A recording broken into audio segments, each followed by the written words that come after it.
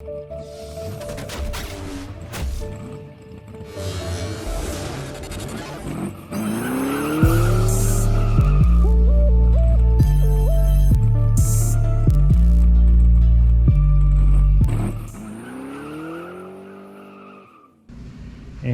this over here, I think this is pretty close, pretty well filled in. This is real good up to where the metal's showing through here. I believe that this needs to stay the same as the roof, so I think all of this in here might be low. I don't think it goes and then drops down to it. I think it's continual. And this might be what I need to work to and fill more in here to where this looks like a bulb type area that was to look factory. Pretty well straight across there. I've got one layer, and I'm not sure what the other side's like. I've been concentrating over here, so slow going.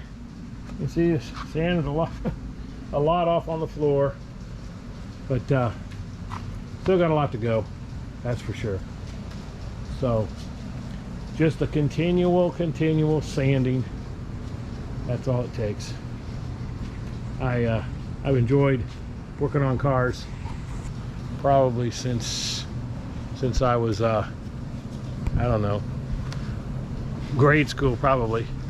My brother and I used to get models all the time and build them, and he likes the Pontiac, the GTOs. I think he's had a 66 for a while, but I've been into Mustangs, and then sold a few, and now I've got my 68 that we've got a lot of videos of restoring it, and it's a tribute Shelby fastback.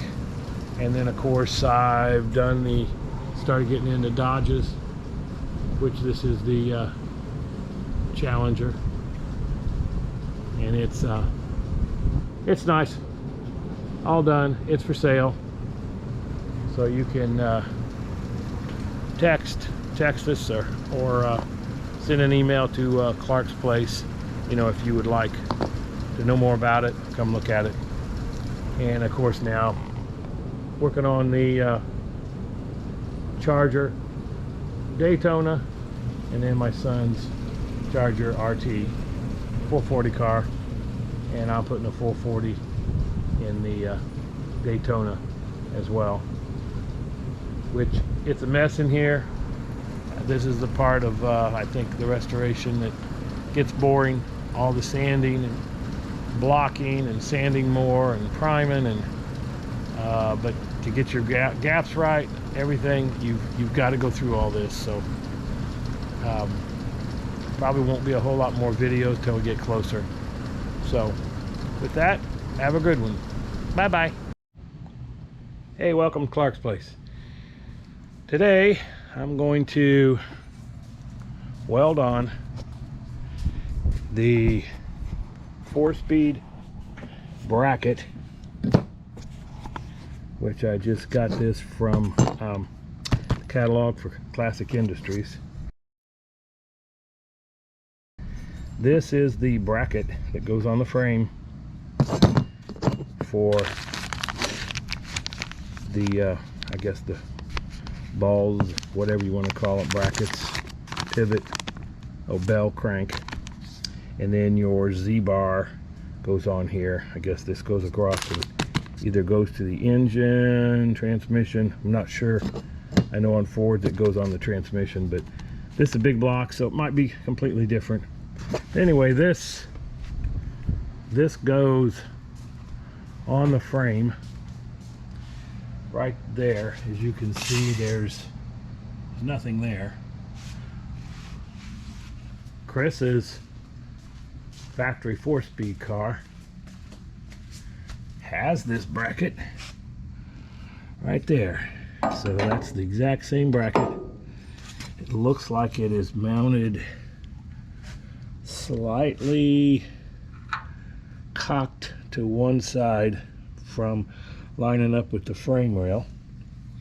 It's back a little bit right here from the edge, And the notch here in the frame rail looks like that nestles right there. So over on my Daytona Tribute, I put some marks.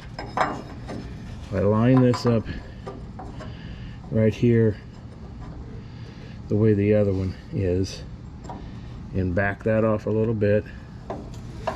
Then as I look at this, it has the slight cock to it. So I put some marks. I can line this up here and weld it in. Then I'll be ready for 4-speed stuff. But anyway, I'll either put it on time lapse or I'll come back visit this afterwards.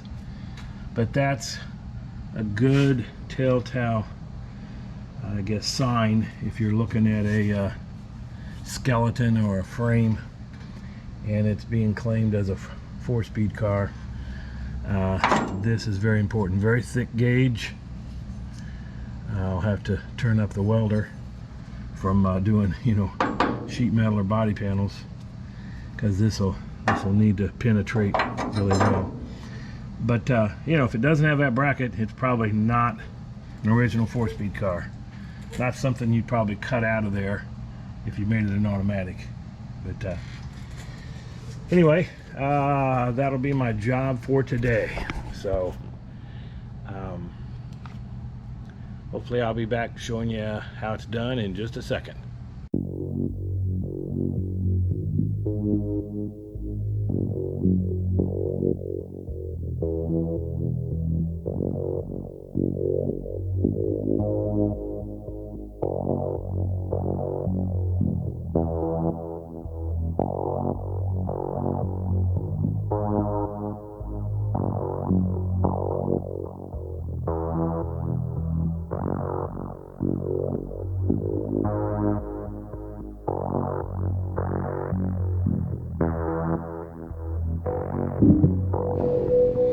Hey, welcome back. Got the welding done. It's pretty warm now. Pretty well cooled off, I mean. Looks like it did a good job. I don't think that's ever going to come off.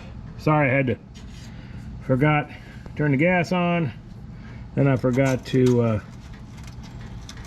grind and make the through the primer so it wouldn't pop so much. Get it down to bare metal. It looks like it penetrated very well. See where it burned through there too. So looks pretty close to exactly what the other side or the other car of my son's looks like. So I think we are ready for cleaning up, grinding, all that stuff in paint when the time comes.